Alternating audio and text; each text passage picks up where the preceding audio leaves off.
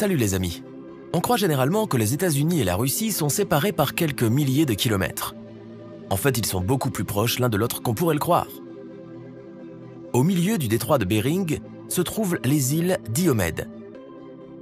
L'île Ratmanov est russe, sa sœur Krusenstern appartient aux Américains. La distance qui les sépare n'est que d'environ 4 km. Dans la vidéo d'aujourd'hui, vous apprendrez pourquoi il faut une journée entière pour les traverser, ce qu'est le rideau de glace et comment les habitants vivent dans un climat changeant. Les Esquimaux ont commencé à s'installer sur l'île Diomède il y a plus de 3000 ans. L'honneur de découvrir ces lieux pour les gens de l'Ancien Monde revient au célèbre voyageur russe Simon Dejnev. En 1648, il découvre le détroit entre l'Asie et l'Amérique, qui portera plus tard le nom de Bering. Dejnev va également faire un rapport sur 2 îles situées à cet endroit. L'un d'eux a été découvert par l'expédition de Vitus Bering en 1728. Et les 2 ont été reportés sur des cartes plus tard, en 1732. Ils ont reçu leur nom russe moderne au début du XIXe siècle, grâce à Otto Kotzebue, un lieutenant de la flotte de l'Empire russe. En 1867, Alexandre II a vendu l'Alaska aux Américains. À l'époque, on pensait que ces terres étaient peu utiles, et on dépensait beaucoup d'argent pour leur entretien. Les Russes ont reçu une somme dérisoire de 7,2 millions de dollars de l'accord américain. À titre de comparaison, un seul bâtiment de 3 étages construit dans le centre-ville de New York en 1872, connu sous le nom de Twitcourt House, a coûté au trésor de l'État de New York près de 2 fois plus que le gouvernement américain pour l'ensemble de l'Alaska, dont la superficie est légèrement inférieure à celle de la Libye, qui est le 16e plus grand pays par sa superficie. Après la vente de l'Alaska, une frontière d'État a commencé à être tracée entre les îles Diomède. Mais au début, ces changements n'ont pas beaucoup dérangé les habitants. Les habitants de la région du détroit de Bering se sont toujours considérés comme un seul peuple. Jusqu'en 1948, les familles vivant sur des îles différentes se rendaient visite sans trop de problèmes. Après la Seconde Guerre mondiale, les relations entre l'URSS et les États-Unis se sont détériorées et la frontière a été fermée. Comme cela arrive souvent dans de tels cas, les gens ordinaires ont beaucoup souffert à cause de la politique. Les militaires se sont installés sur l'île Ratmanov, tandis que la population civile a dû se déplacer en Sibérie. Naturellement, personne au pouvoir n'était intéressé par leur consentement. En conséquence, la frontière a été surnommée le rideau de glace. Il était semblable au rideau de fer, un terme rendu populaire par Churchill et qui a marqué le début de la guerre froide. Mais au fil des années, le rideau de glace a commencé à fondre. Le 7 août 1987, la nageuse américaine Lynn Cox, qui avait déjà réussi à traverser la Manche, le détroit de Magellan et à passer le cap de l'Espérance, a franchi la distance entre une île américaine et une île de l'URSS. La température de l'eau n'était que de 6 degrés au moment de sa baignade. La courageuse sportive était accompagnée par les habitants de l'Alaska en kayak. Les 2 présidents, Mikhail Gorbatchev et Ronald Reagan, l'ont félicité pour ce passage en 2 heures. Lynn Cox est souvent considérée comme un symbole de la fin de la guerre froide. En 1989, les pays ont signé un accord sur les déplacements réciproques entre les résidents de la région du détroit de Bering.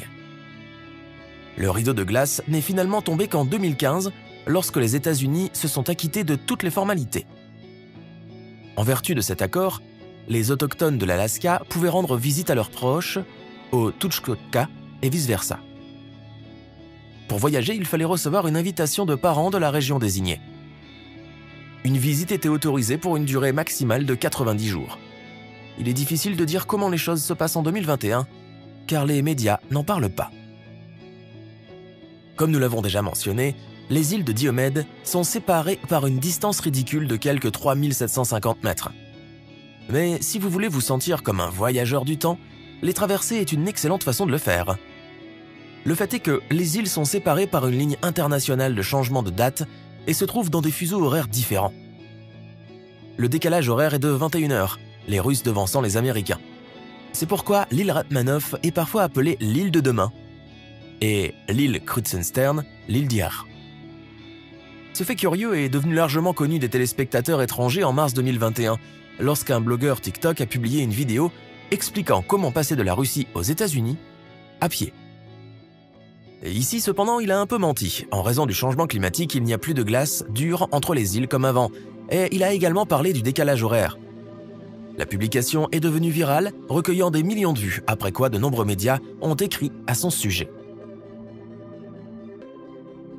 Une caractéristique inhabituelle des îles laisse place à l'imagination. Par exemple, vous pouvez fêter votre anniversaire 2 fois par an, ou célébrer d'abord le Nouvel An sur l'île de Ratmanoff, puis remonter le temps et le fêter à nouveau sur l'île de Krusenstern. Le seul dommage est qu'il n'est pas si facile de passer de l'un à l'autre. Il n'y a plus de population permanente sur l'île Ratmanoff, seulement des militaires. Le premier détachement de garde-frontière est arrivé ici en 1941.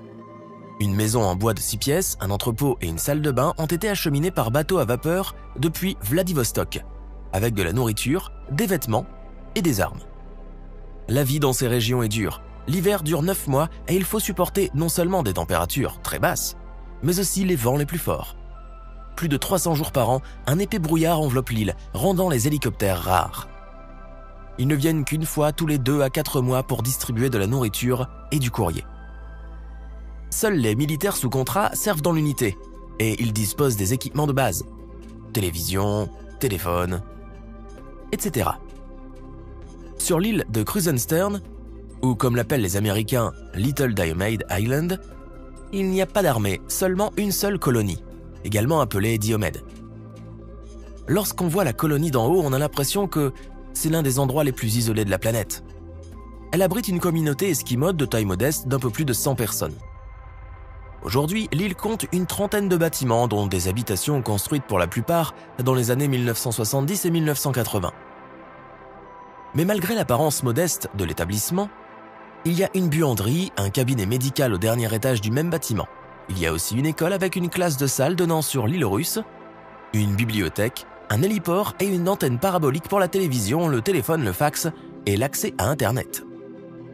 Le stock des magasins de l'île se limite à une petite quantité de nourriture, de boissons, de vêtements, d'armes à feu et de munitions et de carburant. Tout ce qui ne peut pas être acheté au magasin local doit être commandé par la poste et qui n'arrive pas très souvent pendant l'hiver. Comme dans de nombreuses autres colonies autochtones de l'Alaska, l'importation et la vente d'alcool sont interdites. L'électricité est fournie par des générateurs diesel et l'eau utilisée en hiver est prélevée dans une source de montagne, puis traitée et stockée dans un immense réservoir. En raison du périglisol, la pose d'un pipeline sous terre est difficile, de sorte que les résidents doivent transporter l'eau manuellement. Les travaux sur l'île se limitent essentiellement à l'établissement.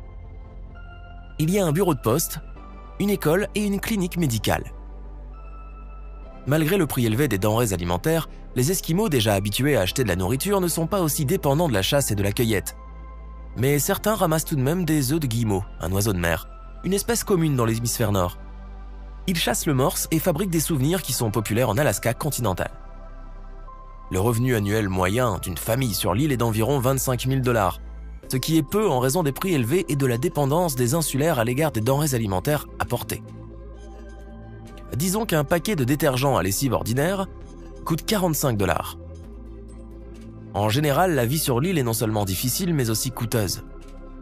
Dernièrement, le changement climatique est venu s'ajouter aux problèmes des Esquimaux.